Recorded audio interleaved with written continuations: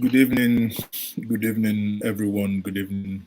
Welcome to Njenje Media TV. Once more, my name is Mazes. Okay, and today, sadly, I couldn't do my yesterday Friday hangout, so it is a hangout today. We could call it Saturday hangout because today is the Saturday, 19th of February, 2022, and the time now it's 8 minutes to 10 o'clock here at the ground zero. So join me this evening as I look at a couple of issues. Now, before we start, would you do me a favor? Like this stream. Just click the like button and share the stream. Click the like button and share the stream. So may we quickly start, people? Many of us, it is no longer news that, I hope you can hear me loud and clear. Okay. It is no longer news that in the last couple of days, we've come to see the DCP Abba Kyari, who has been disgraced. Not only that he got himself entangled in the hush puppy, hush mommy, hush Pekin business, but also that he got himself entangled in cocaine business. Cocaine, as in white chalk, as some people will call it. Now, he's not only an errand person, he's also a connector and disconnector. But here we are, as it is. This evening, we are going to explore something that he's trying to make a link. Many believe that by the way he will be singing like a canary bird, that he would eventually be implicating people who were involved in this racketeering. However, he made an allusion that really got everybody thinking. Remember, there is no love lost between Abakari. Or rather, one can say there is a lot of love lost between Abakari and the IPOB group, that is the indigenous people of Biafra. Recall that Abakari at some point, the military had a day in Imo State, and at some point Abakari and his group was also sent to Imo State. And there is an accusation and counter-accusation. The IPOB said he went into Imo State and started doing Okada, that is, using motorcycle as a means of conveying people from point A to point B in order to collect money as a taxi driver. Obviously, the internet was awash with, some argue, a photo that is photoshopped, and some say, well, it is him doing that. But that is not the story for this evening. The story for this evening is, however, that when the news broke, many of us, myself included, thought it was one of those propaganda, circulations. But sadly, it turned out that, the news was actually real. Schönen guten Abend, Reginald Roberts. Guten Abend, schönen Abend. From Germany und hier in Grand Zero. So, as that was ongoing, people, Abakari himself now said the IPOB group was the reason why he is facing this ordeal. I mean, at that point, I couldn't help but laugh. I was laughing. I'm like, okay, so IPOB now tells you to go and strike deal with cocaine dealers and become a cocaine merchant.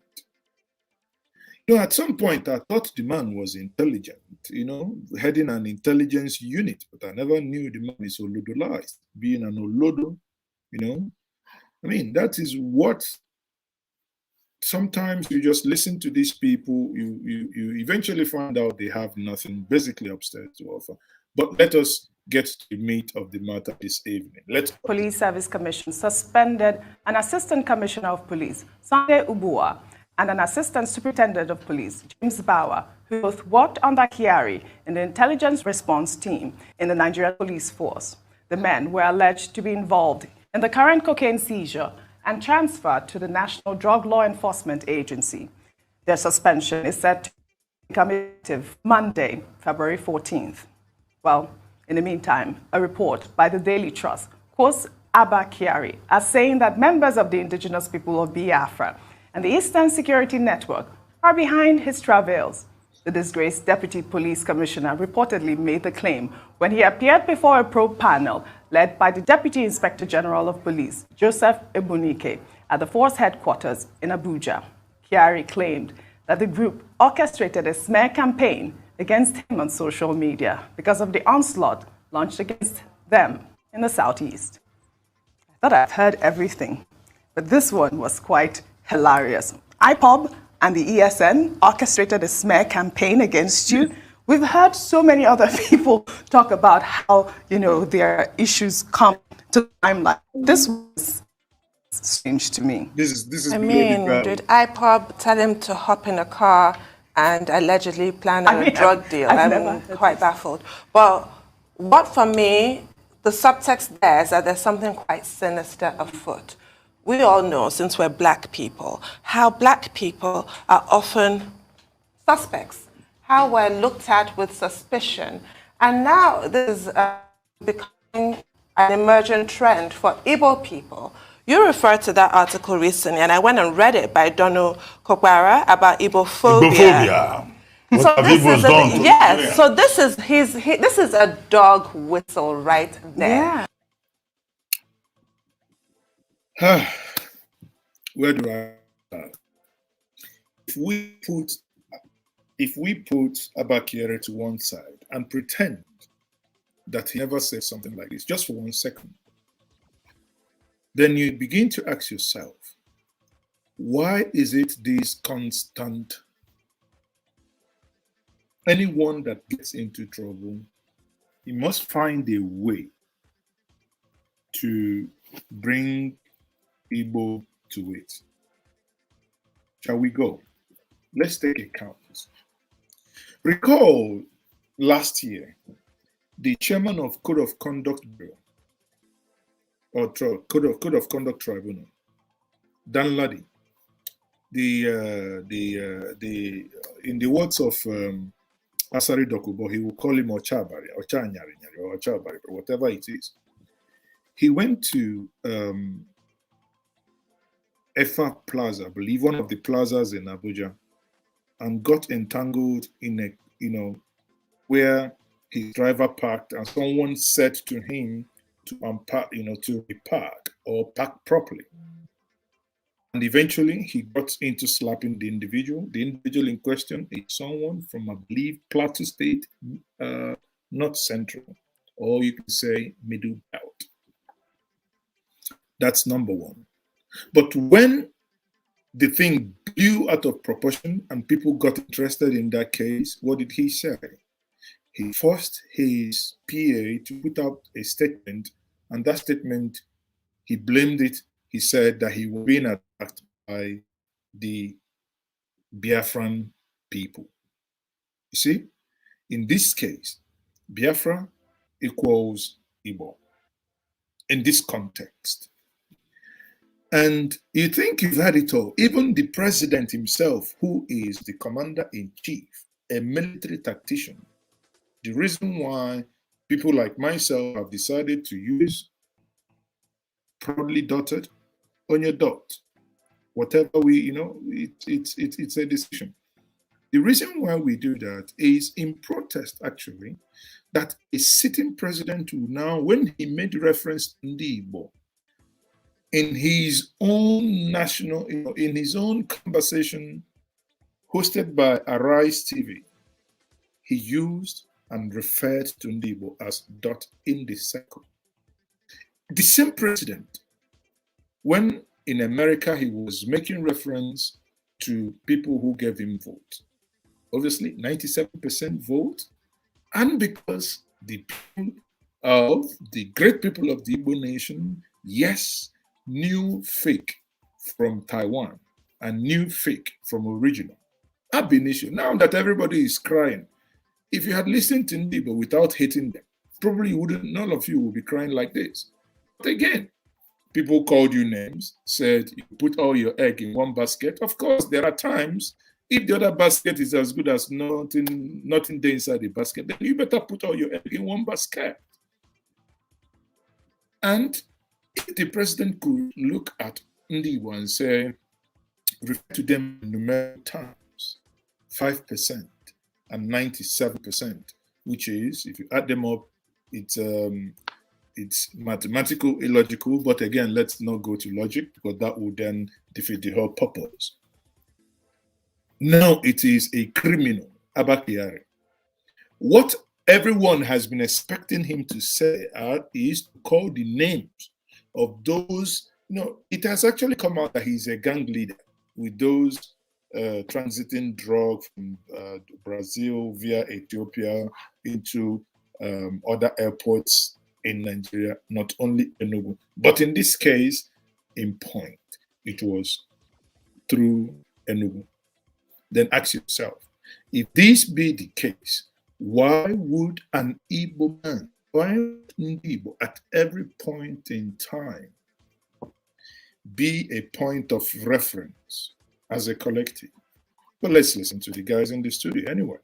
We're used to racist dog whistles, but this for me is an ethnic dog whistle. You're talking about IPOB as the bogeyman. Anything that's bad that's happened, it's got to be them. So we've often talked about the marginalization of the Igbos, but now we're seeing demonization and criminalization. Yes. So what he has said, and a dog whistle is always to appeal to certain people. We all know what that means. Sure. So what he has said for me is a lot weightier than it initially appears. It sounds something ridiculous you just reject, but it speaks to a much darker undertone about the current reality in Nigeria right now with regards to tribalism.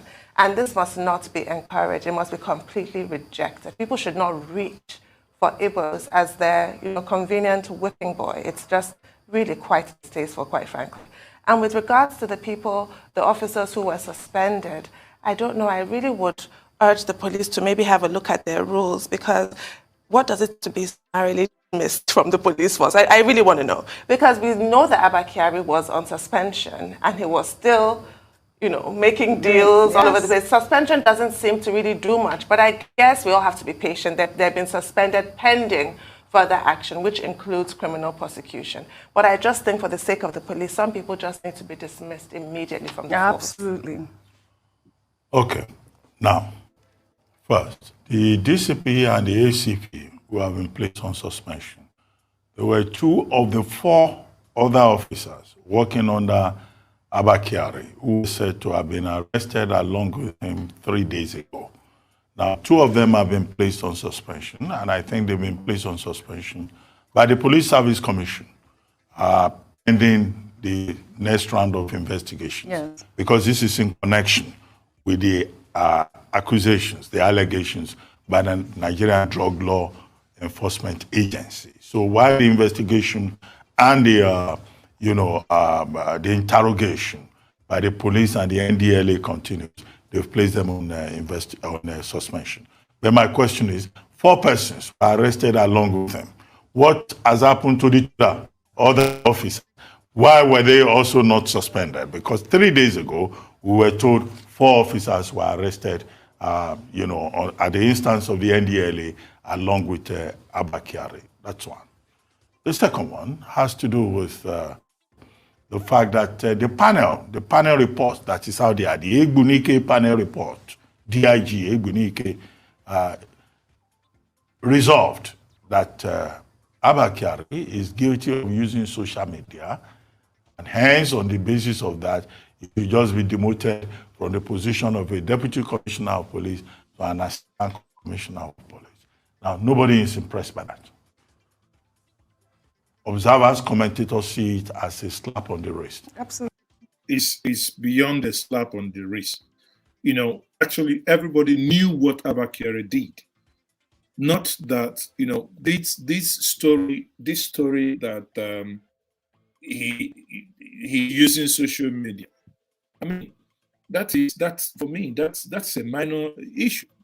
But the main issue, I believe that commission didn't do justice to that. Hence the police basically rejected. As an Now, attempt by the police hierarchy to cover up one of their own. The other part of it that they said was that, oh, he was cavorting and socializing with persons he should not be associated with as a law enforcement officer. And that he has violated police ethical professional rules. Okay? In both instances, both the panel and the Police Service Commission, they are quoting what they call public service rules. Maybe this particular Kyari and others case should compel us to take a second look at the public service rules. Maybe those public service rules have become obsolete. Maybe they are not in line with reality. That's one assumption that we can take from there. But whatever it is, there should be no cover-up. On the issue of Abba Kyari, saying, oh, his travails should be traced by IPOB and the Eastern Security Network. Well, Professor Ken Rochime, a leading scholar on police affairs in Nigeria, who has done a book on policing in a federal state, the Nigerian experience, made it very clear that, in fact, that is totally beside the point. He even went as far as abusing the journalists who carried the story. But because he's my friend, I allowed him to get away with that. Because I don't like people teaching journalists how to do their job. Okay? But he had a point that, look, if you're a police officer, part of your job is to arrest people, is to engage people. Okay, what are we dealing with here? Occupational hazard? Every occupation has its own hazards.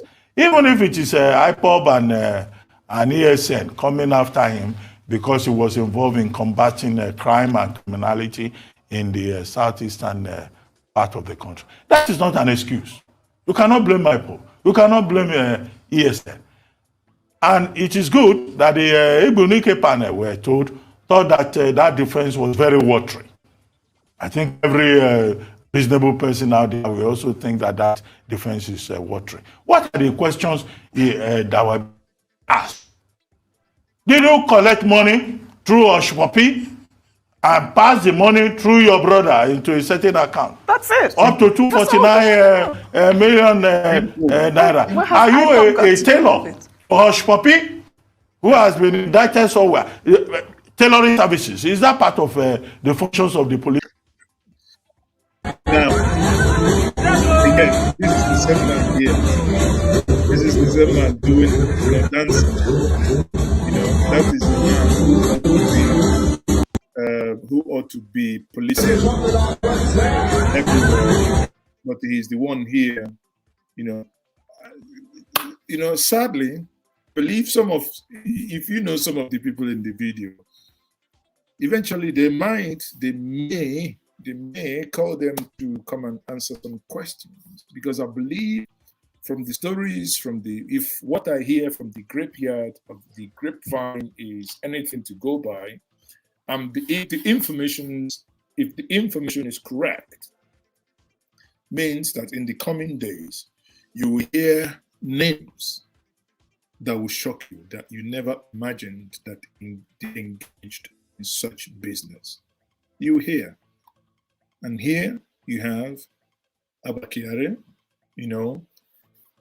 I mean, it would be nice, you know. It is. They say all work and no play makes Jack to be a dull boy, right? But you know, there are some certain jobs you do as a police officer. In fact, it's just like seeing a priest dance or engage in such.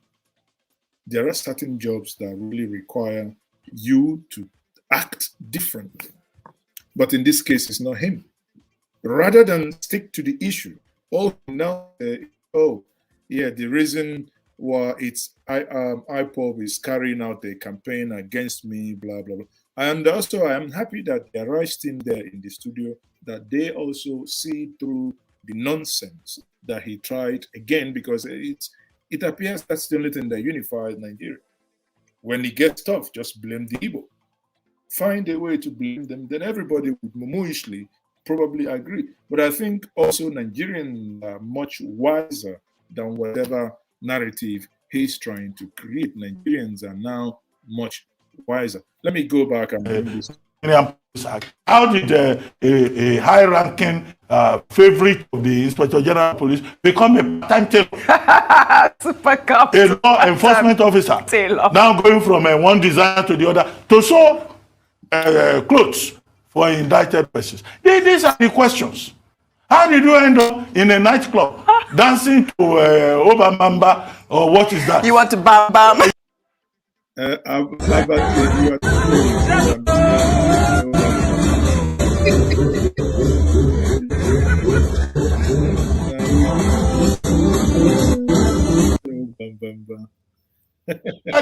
are the issues, on the table. The man says it's IPOB, which is a very typical thing in Nigeria. People Very always unfair. play the ethnic Very game. unfair. Very unfair. A man will misbehave. You say, oh, they are victimizing me because I'm from a certain part of the country. No, we should focus on the issues, and we don't want to hear that it is IPOB. Is it IPOB that collected money on his behalf? Is it IPOB that introduced him to Oshwapi? Oshwapi is not an Igbo man. Oshwapi, Ramon Abbas, he's a Yoruba man. So why is he talking about IPOB? Good night. So I think, as the story goes, we should resist the attempt. Absolutely. To play the ethnic game, which is the usual card that Nigerians play.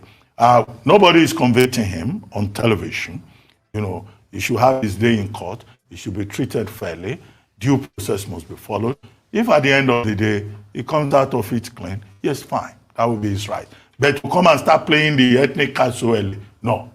Well said, Dr. Bati. We shall take another story. Anyway, before you take another story, I mean, guys, there is, someone in here is asking if the British, what's it called, the Kenyan High Commission to Nigeria, if he's dead. Of course, he kicked the bucket. I mean, all of us, at some point, we all die. So the guy kicked the bucket. Just that is on a side note. What we do here is we don't speak on issues until they are all confirmed. And I can also share that with us now. Like I said, that's really on a side note. The Kenyan High Commission High Commissioner to Nigeria is dead. Quickly, let me share my screen. Let me share my screen. High Commissioner to Nigeria is dead. Make that of the news. Make of the news. That's I think he died yesterday. There's a High Commissioner to Nigeria, Wilfred Machage, is dead. Okay, so you can see him here. The High Commissioner to Nigeria is dead. So that is, again, it's as a piece of news, but you are free to make of the news what you wish. For me, is to say that he is dead. Now, on this, if I come back on Abba Kyari, I would then think to myself that Abba Kyari, he was being very silly, in doing that. And I think that's one thing that Nigerians must resist. If crimes occur, let us deal with the crime and not the state of origin or his tribe. Likewise, so I hear many of my brothers saying, oh, it's Fulani, it's this, it's the way that I said, no, that is for me arrant nonsense. Crime has nothing to do with your ethnicity. Even the kidnapper kidnapped his own brothers in Lagos, be it the pharmacist that he took close to half a million euros from, over 200 and something thousand euros from, or his own brother, I believe that was Curtis Cable, that he took $1 million from, and others that he took also $1 million from. No one is regionalizing that crime. Find him, which sometimes I even sad. Now he hasn't, the case is not finished, because by now should have been, if he said jailing him 100 years, tell him 100 years, hard labor, whatever it is, who bloody cares, you go in. Everyone associated to that case, go in. Abba Kyari, you find him guilty, do the needful. But to bring that Abba Kyari and link it to Fulani, link it to the other one, I think it's nonsensical. And come to think of it, he's actually not Fulani. So sometimes that, our brain tells us, oh, because somebody is from the north, he's Fulani, come on, that's nonsensical. However, it is also not acceptable, anyway, that he then says, oh, my Odile, there is a campaign of calumny going on by IPOB against me in the social media. As if they sent you to go and do cocaine. Do you know what it means? A man, they seized 25 kg of cocaine. He took out some. They want to go and sell 15. Bring another 15 kg that is, what is 25 kg for Christ's sake? You know what is 25 kg? When you're traveling, most airlines, 25 kg is industrial scale. When you're traveling, you're only allowed to use 23 kg. So imagine a cocaine that filled up a traveling suitcase. Because when you're traveling, you're not allowed to fly with more than 23. So imagine where you are traveling with 2 kg SS luggage. That is the quantity. This is not these peanuts that some people swallow. Maybe half a kg or whatever, and carry them inside their tummy and be killing themselves. These are the big boys. These are the bam-bams. Welcome once more to Mazda. This is the Saturday Hangout. It's no longer the Friday Hangout, but it's Saturday Hangout because Friday Hangout didn't happen yesterday. Please, just click on the like button, share, and subscribe to this platform. If you haven't followed us on Facebook, by all means, please do encourage others to follow us on Facebook. Now, if you are following us on YouTube, also like and share. So, people, on this one, I'll be rounding up on this because at the end of the day, I think Abba Kyari here goofed big time. There is no, there is no gainsaying in this. When someone goofed, when someone goofs, and that's it. You're basically you messed up. So what are you going to do? You're going to go and pay the price. Now, stay on this rant of ethnic gaslighting. Let us stay on this. Suddenly, you heard on Friday. I think what I'm going to do. You heard on. Was it, I think on Friday, that Nnamdi Kanu went to court. And the story has it that he still wears the clothes that he wore since last year, the same clothes. The DSS has been floating the court order to allow him change his clothes. Now, again, this is beside the case. If he has a case to answer, he has a legal team that will do justice to this. But the issue here is not only that the DSS was flouting this, and I think when the lawyer made a case for him, obviously, to, I just want to get a tweet from Professor Chido Dinkalo, which well, quickly, people, just bear with me. So I believe when he was asked inside that court what type of clothing he would probably want to have, and he said, because many of you, by the time you start seeing this IsiAgu challenge, this is at the back of the IsiAgu challenge. If you are not, some of you who are not Igbo, who do not understand where the whole thing is coming from. So that is the background to it.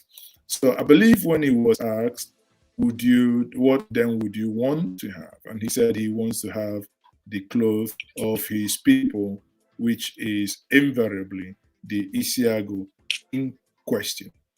And the judge, I believe, according to the story, said no. That let me find the exact word, that was in parentheses. So if you pardon me, I find the exact word used. Sorry, where is it again? Sorry about this. I'm just trying to, I don't want to misquote anyone. I want to find the exact, yes, okay. So this is what has led to the whole Rofa fight.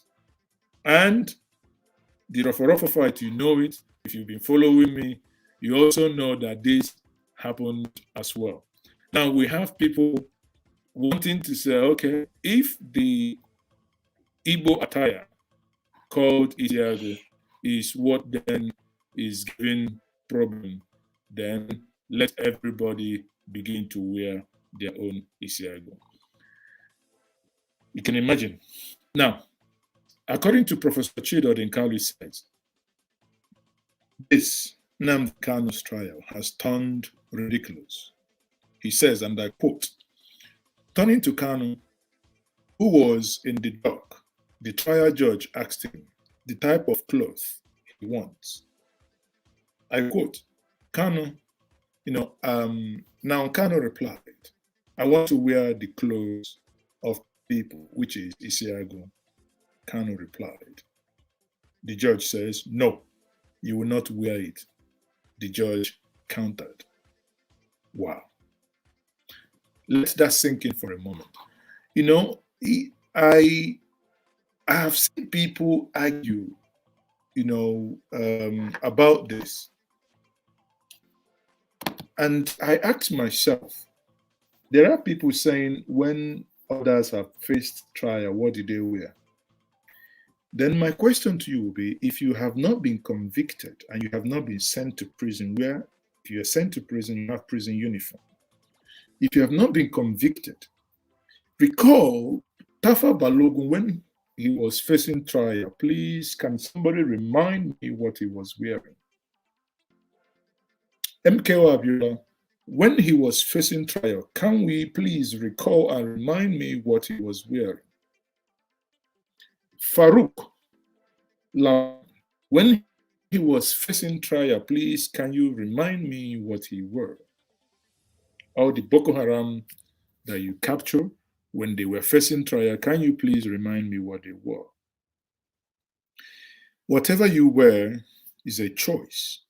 And this, again, I believe that sometimes the Nigerian state, I don't know if it is out of overzealousness or the thinking of holding the people down, that every slightest opportunity you may wish to, extort.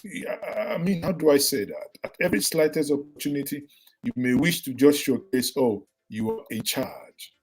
In charge of what? For Christ's sake. That is one thing that I might want to know. In charge of what? Because in this case, you have a case of someone telling you, this is what I want to wear. Now, this brings us to this, and this video that I'm going to play for us now started trending on because the people are now saying, if that be the case, let us now go wear our own IsiAgu and join the conversation. Now it is Operation Show Your Own IsiAgu. Enjoy it.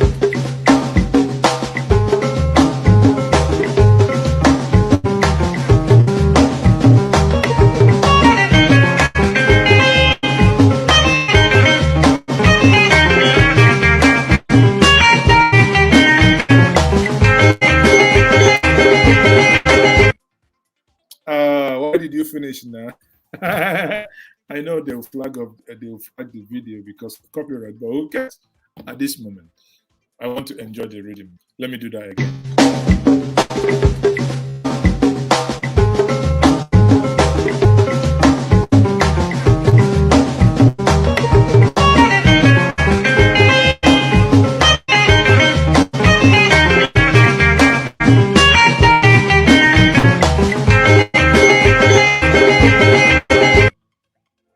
Okay, on that note, I my IsiAgu waiting. Nigerian government, una say, picking we say mama no go sleep, no go sleep. Oh. Many of you have been sending me inbox of your own IsiAgu attire. I say, this is another way when Buhari said 5% and 10% and 5% and 90 whatever percent. But here it's no longer about 5% and the percentages in question. But now it is about whether you have the choice, whether you have the right to wear that which you want to wear. Now I say, okay, let me go and wear my own now. Waiting. Then I've gone and I wore my own. I said, okay, let's now cut. Look at this man. Isn't he on point? Yeah. Look at him. This is the cloth. If you don't know, this is the cloth that we're talking about, the cloth that is causing the trouble, starting from the court. That this has become an identity for Igbo, and that he cannot wear this to court.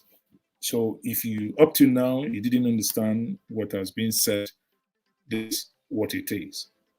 Again, I believe that if the freedom of, if freedom still should be an issue to consider, everyone, whether facing trial or not, should have the right to wear whatever that pleases them. And I find it a little bit unsettling to note that the trial judge would obviously stick an argument on this. I found it a little bit really disturbing, to say the least. But again, that is where the court and the IPOB are now in this rough fight. Okay? They are in the rough fight. I believe by next time, probably they should have been sorted out. For me, because this is a no-brainer. There is no issue here. Nothing that I can see. I see absolutely no issue here. I'm being honest. There is no reason why that should have been actually been a conversation from day one. But now, if you're going to church tomorrow, where are IsiAgu? I know some say it's IsiAgu, but at least for the benefit that many people, when we say IsiAgu, understand what it means, where your own IsiAgu. If you're going to school on Monday, so it's so better do whatever. It's more that this country itself in a cruise, this country in a cruise. Now, let me go to the lighter one. There is this problem in Anambra growing up, and I'll conclude with this. You have a native doctor called Akwa Okutiwalake. I know many of my viewers will say, Mas, why are you condescending so low and wanting to talk about this? But I will reply with the following. Kenyan, an elder cannot be at home while the she goats or the mother goats puts to bed tied with a rope or tied to tatters. Now the question here is, people, whether and however you like it, I have been saying this on this platform. What we have in Nigeria as a whole, Africa probably also, is religious intolerance. The native doctors do not tolerate their Christian counterparts. The Christians do not tolerate the traditional worshippers.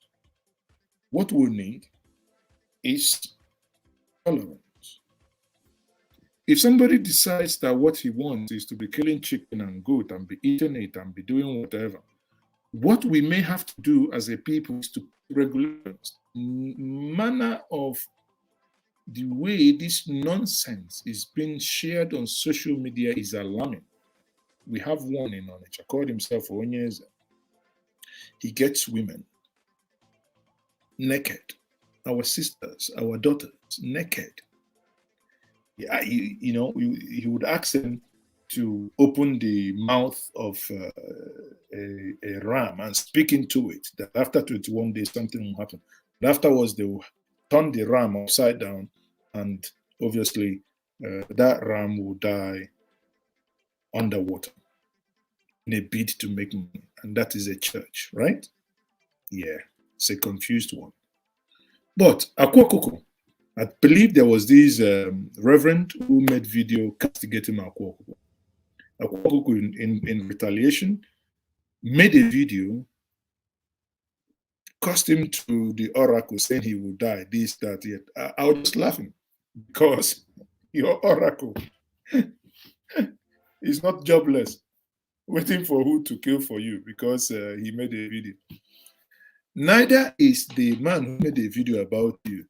I believe it's also ignorance and overstepping his bounds. For me, it shouldn't have been an issue of, going to poke the lion's tail. If maybe, is it really a lion? I don't know. Maybe just going to go and poke.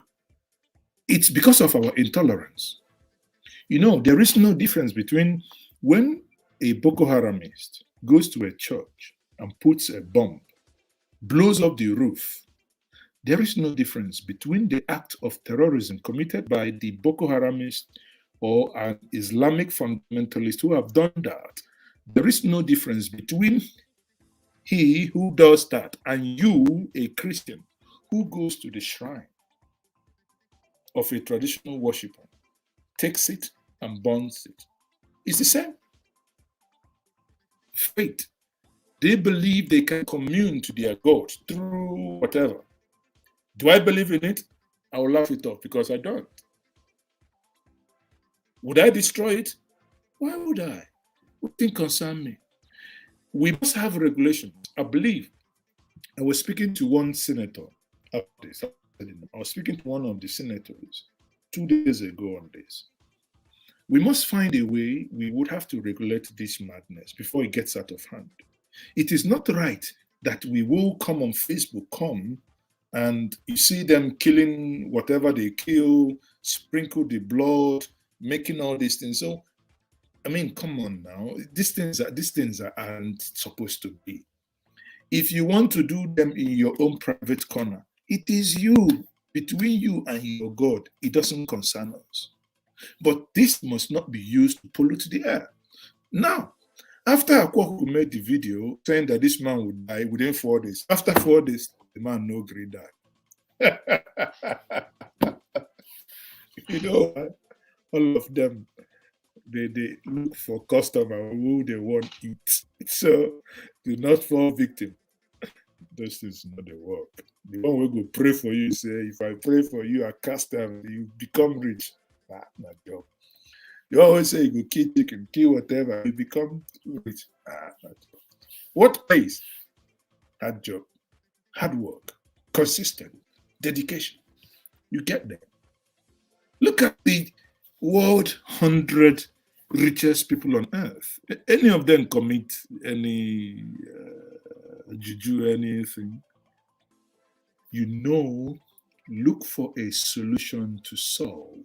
People make money by solving problems. Sorry, look for problems to solve. People make money by solving problems. Interconnectivity. Oh, let's connect old, new, blah, blah, Facebook, bam. I remember many years back when we were before Facebook, there was what we called in Germany then StudiVZ.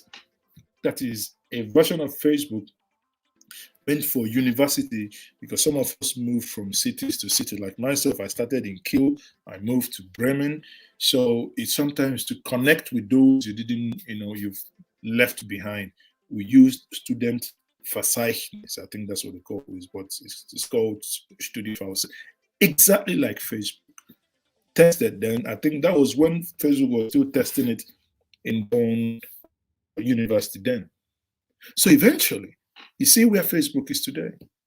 Look at Microsoft. Look at Innocent. Look at Kocharis. Those that you've known that have made money. Look at Pioneer Meradem. Look at people you know. You can see their track record. New Tazan, then in Onitsha. These are people involved in transport business. Even if it's Dangote today, yes, he has some privileges. He has to do some undercuts. They give him some leave, but at least you can see he is solving problems because he cannot build without cement. You can't eat your akawogi or whatever without sugar. He is solving problems. But here we are, we haven't done anything, and our youths are thinking, oh, we want to be rich and ride Mercedes. Do you know how many years many of us have worked on planet Earth to even be able to afford Mercedes? But here you have a child. Sorry, but I say child. Who haven't worked, who haven't even gone into apprenticeship, who hasn't done any form of proper work, wanting to ride G-Class. The other one, come on. No matter how you look at it, at the front side, when Odumeje now got angry, that's the funny part of it. And Odumeje, I like him so much. Oduhaeje, not me, because I'm not included, Nando Odumeje. Odumeje now wanting to ask him question, had the following to say. Don't laugh. Okay. He said the guy is an idiot, that he eats fried chicken. That's a video to that one. Odumeje Agaba. Odumeje Mou. You got to go get it. You will log one. Oti ogu. Oti ogu. Yo. I just tell me number wet.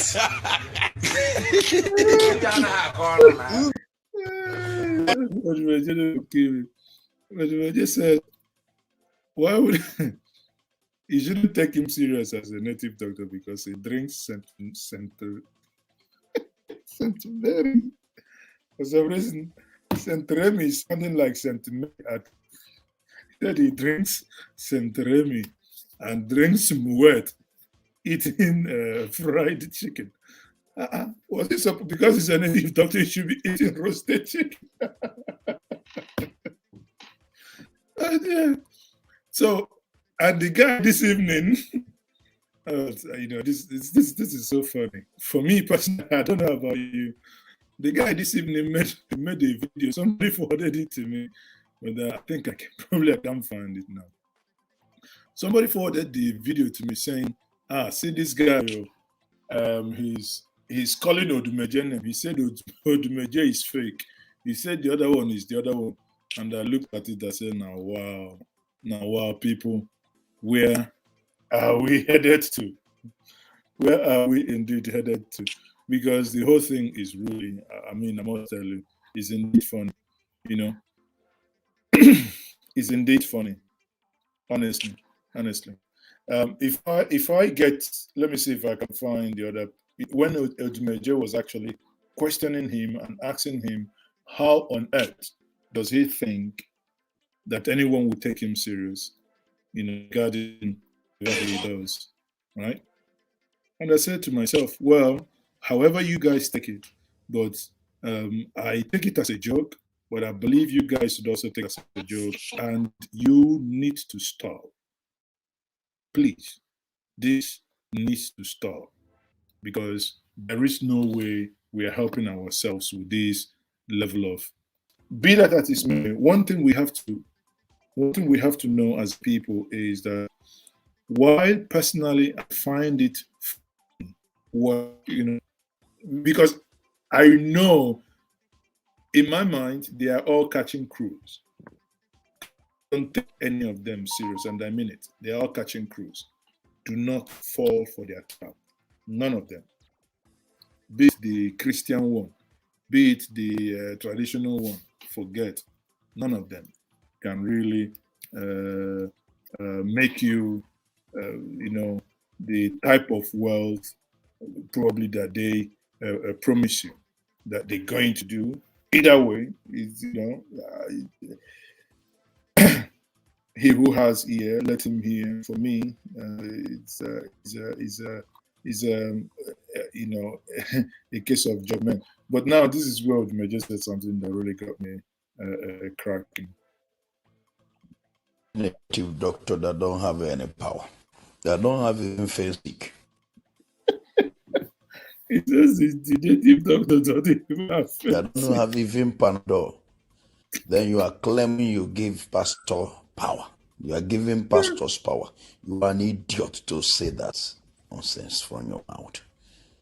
I'm the Lion himself that have powers and practical miracle that I show in Facebook, healing all manner of sicknesses and diseases with evidence. The only thing you do is to. Is it why I laugh? They said they heal all manner of diseases. But when they see the real sick people, they run. They will donate money for you to carry the real sick person and go to church. How about? You people should get serious, honestly. When you see real sick people, you donate money for the sick person to be taken to the church. But when you see people who aren't serious, you begin to make videos challenging yourself. Now, people, there is something serious I want to talk to us about.